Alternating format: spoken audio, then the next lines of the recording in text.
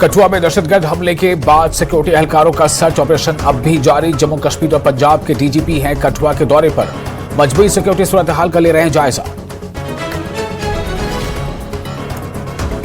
बढ़ते हुए दहशतगर्दाना हमलों के खिलाफ जम्मू में कांग्रेस का एहतजाज, हुकूमत से सख्त इक़दाम करने का मुतालबा। वक़ार रसूल वानी ने कहा, हुकूमत सिक्योरिटी के महाज पर अपनी नाकामी छुपाने की कर रही कोशिश। हिंदुस्तान के साथ ताल्लुकात बेहतर बनाने के लिए जम्मू कश्मीर में दहशतगर्दाना हमले बंद करे पाकिस्तान। उमर अब्दुल्ला का बयान, कहा अगर हालात 1996 से बदतर हैं तो हुकूमत नहीं कराए इंतखाबात, बसूरत दीगर जल्द कराए जाने चाहिए असेंबली इंतखाबात। जम्मू में दहशतगर्द हमलों में इजाफे पर बीजेपी सदर रविंद्र रैना का बयान, कहा पाकिस्तान के गले नहीं उतर रही है जम्मू कश्मीर की तरक्की।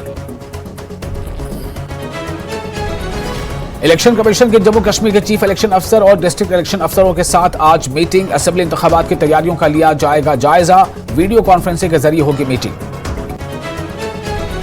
लद्दाख में 9 महीने बाद बर्फ में दबे 3 जवानों की लाश बरामद। गुज़िश्ता साल अक्टूबर में 38 फौजी बर्फानी तोड़ने की जद में आ गए थे 3 जवान। सालाना श्री अमरनाथ जी यात्रा जारी, बाबा बर्फानी के दर्शन के लिए जम्मू बेस कैंप से श्रद्धालुओं का एक और काफिला रवाना। 4800 से ज्यादा श्रद्धालुओं पर मुश्तमिल है जत्था। भदरवा बिजली के लटकते तार से लोग परेशान, 12 शिकायत के बावजूद महकमा बिजली नहीं दे रहा है ध्यान, लोगों में तशवीश।